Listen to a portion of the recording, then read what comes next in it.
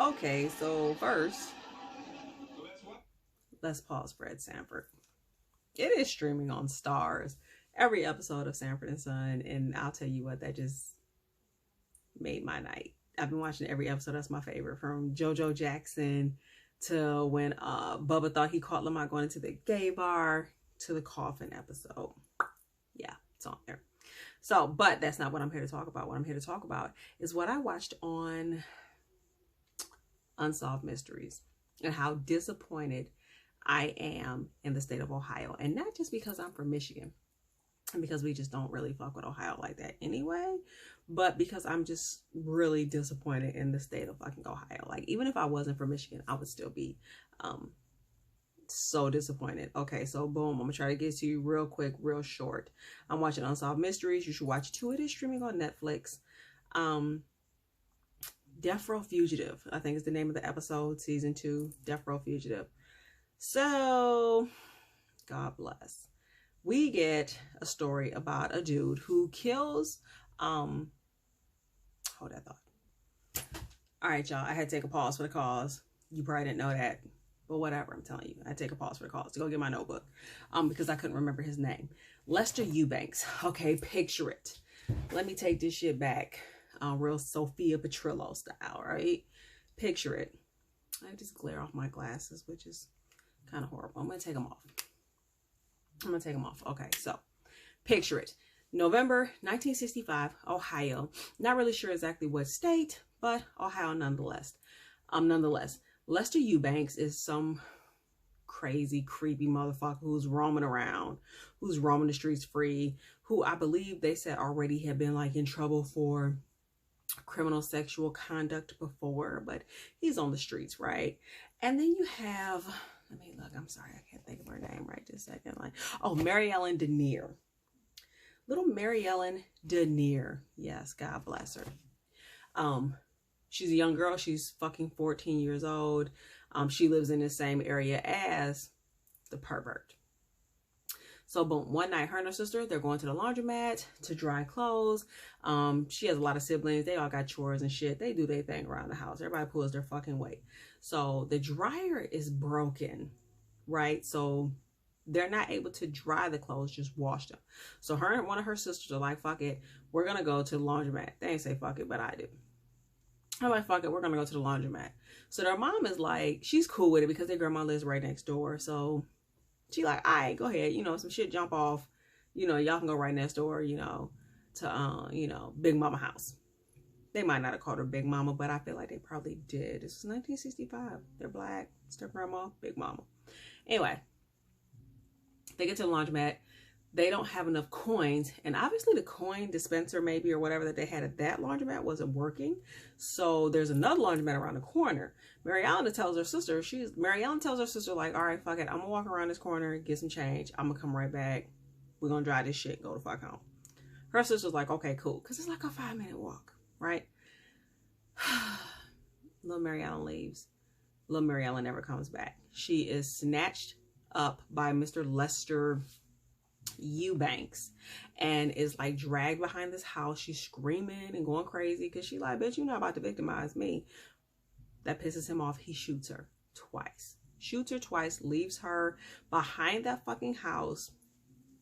This motherfucker, I'll tell you about this guy. This nigga goes home, changes his clothes to go to a fucking party. Let that resonate. You've snatched up a 14-year-old child, shot her twice, and then left her there to die. And then you go home and get dressed to go to a party. What kind of fucking psychopath are you that those are the kind of movies you're able to make and be okay with? You know what I'm saying? So he goes to his party. Boom. He have a good time. You know what I'm saying? Like, he go down there. He done got cute. He probably trying to talk to some bitches. He electric sliding and shit.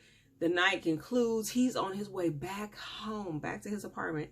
He still hears her out there. She's still fucking alive. She's still alive. So he like, well, it wasn't bad enough to, you know, shoot her twice.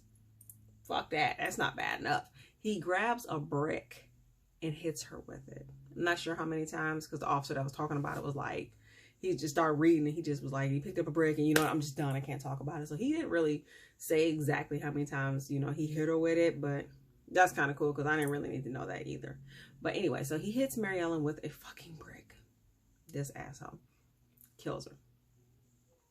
Puts her out of her misery, he probably thought. She's found. Police do their thing. You know, they get to looking around. You know, they do their thing. They do their job. In case you want to watch the episode. Point is, they figure out exactly who the fuck they're looking for. So they go and kick with this dude, Lester Eubanks. And he like, yeah, eventually he comes and confesses like, okay, I did it. Whatever the fuck ever. I did it. Yep, it was me. So he goes to prison. He is sentenced to the death penalty, as he should have been, bitch. He should have been. People like that need to die. So he's sentenced to the death penalty, but in 1972, the Supreme Court overturned the death penalty. Like, oh, this is like inhumane. You shouldn't be doing shit like this. But like shooting a 14-year-old and then smashing her with a fucking brick is humane. Yeah, he deserves a humane death, even though he didn't issue one, but whatever. So they flipped that shit, right? So he's no longer on death row now. This guy is now put in Gem Pop because his shit has been converted to just life in prison. So he's sent to Gem Pop. During that time, that was 1972 when they flipped it. So he goes to Gem Pop, 1972. And around that time, they were like really trying to work at like really rehabilitating people instead of just like throwing them in prison. And that makes sense. You know what I'm saying? Like they always say it's rehabilitation, but they don't really be trying to help people in there. They don't give a fuck. So at this time, they were like, well, we're trying to rehabilitate people. And I'm all, you know, like, yay, I can see where y'all want to do that. But not everybody deserved that chance. Especially a fucking lifer. A lifer who killed a 14-year-old girl by shooting her twice and then hitting her with a fucking brick. No. But they say he was a smooth talker. I don't know how slick is your fucking tongue that you was getting the privileges that he was. But anyway, so he gets into this little program they got jumping off, you know, for inmates and shit like that, trying to rehabilitate. And a part of this program, there was like some other shit to it you can watch and see, but a part of this program was allowing them, and this was some crazy shit I ain't never heard. I ain't never thought they'd do no shit like this, nobody in prison. He was allowed, not even a halfway house, still in prison. He was allowed to go Christmas shopping for his family. Christmas shopping. So they take Lester Eubanks to the fucking mall, okay, in his regular civilian attire, regular clothing. So when you look at him like anybody else looks at him, any normal civilian looks at him, they would never know he's an inmate. Just mingling and mixing and shit with everybody out there shopping for their families and shit. They would never know this child killer was just lingering and mixing and mingling all up, you know, with them. Nope, because he was in his regular clothes. Yep. So that also made it very easy for Lester to sneak the fuck away. Lester escaped prison that day. He escaped. They let all the inmates go off on their fucking own. Right? On their own. No guards to follow each one of them. Just on their own on the honor code. Promise you'll come back. Or how do they do it? I don't even know. Is that how they do it? Like in the Scouts or some shit? Scouts honor, whatever. Make sure you come back. So this motherfucker goes and takes off. So I guess at, 2 o'clock when everybody's supposed to meet up at the fuck food court. Well, they probably didn't have a food court thing since like the 70s. I don't think they had those yet. But whatever. When everybody's supposed to meet up, he on show. Because guess what he done did? He done fucking left. So now he's gone. He's gone. Nobody knows exactly where he's gone to. But he's out of there. This was 1973. Right? 1973. It is 2020. Do you know they have still not found this motherfucker yet? Nope. Supposedly he made his way to Michigan for a minute just to see like if they was really gonna be looking for him or like tracking him down. And once he felt like, oh, I guess the coast is kind of like clear, he hightailed it from Michigan, which he took a bus. And they were like, somebody in his family had to help him because he had no motherfucking money. He had no motherfucking money. But then also I'm like, okay, so how the fuck is he shopping at the mall if he ain't had no money? Somebody make it make sense. They had like vouchers. What the fuck was going on? Anyway, he went from Michigan to like California or some shit like that. Nobody could really catch up to him. So finally they put him on America's Most Wanted. John Walsh was like, bitch, You know, he was catching motherfuckers left and motherfucking right in the 80s and 90s, okay? John was like, I ain't want to play with, especially after his baby got hurt. He's like, I'm catching all you motherfuckers. Or at least I'm gonna try to. They put him on there. The shit came forward like, yep, I know who this guy is. But, yeah. Anyway, they talked to her. You can watch it and hear what her story was. But point is, they're not talking. They wound up like parting ways. She had to get slit to get away, but parted ways. He took off. So that was really like a dead end. They couldn't find him there. They talked to his dad, who was like the only person in like the area in Ohio still who they felt like would be able to like keep contact with him and shit like that. And he was like, I don't know where he is, but it's his daddy. Like, yeah, I bet you lying. And then this lady came forward. No, what his dad said was, well, he did say, I don't know where he is, but he was like some shit like, everybody deserves another chance. The fuck? Okay. If you say so, dude, whatever the fuck ever. Everybody deserves, you know, a second chance at life or some shit like. So he didn't really say I know where he is, but he didn't say, he said I don't know, but the way he was wording it, it was like, bitch, even if I did know, like he has a right to a second chance at life. But what about Mary Ellen? She didn't get a second fucking chance. She's only fucking 14. You know how much more life she had ahead of her? How much shit I've done from 14 to where I am now? Oh man. Anyway, point is, long story short, it's 2020, and again, like I said, this motherfucker still ain't been found, and that's crazy to me. Crazy to me. Like, they think he's down in Alabama, possibly. Well, at least he was in Alabama. I don't know, but point is, it's 2020. He been on the run since 1973, which has got to be like a shitty life to live.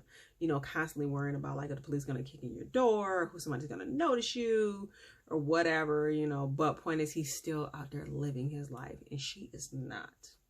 And all she was trying to do was wash her fucking family's clothes. Trying to go to a laundromat. That was it. And he killed her. I was so disturbed by that. Like, Ohio, you incompetent, simple fucks. Y'all took him to the mall. Like, who does that? I get like educational programs and like work programs, you know, and shit like that. But to take a motherfucker to the mall just to shop? A lifer on top of that? Like, it wasn't even like he was somebody who was about to get out like a year or two. Like, oh, well, let's get him acclimated, you know, to society. No, he's never coming back to society. So why does he need to be acclimated to it? He doesn't.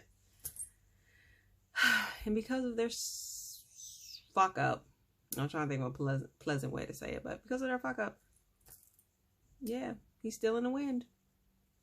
Old as fuck now. Live most of his life free. While the 14-year-old child lies in ground. I could not believe that shit. I was so irritated by that episode. Like, what the fuck? Ohio. If we already didn't have a reason not to like you. Because you're a Buckeye state, you know, and you're a fucking red state. Like, I mean, I had plenty of reasons not to fucking like you before, but now you just downright gave me a reason to fucking hate you.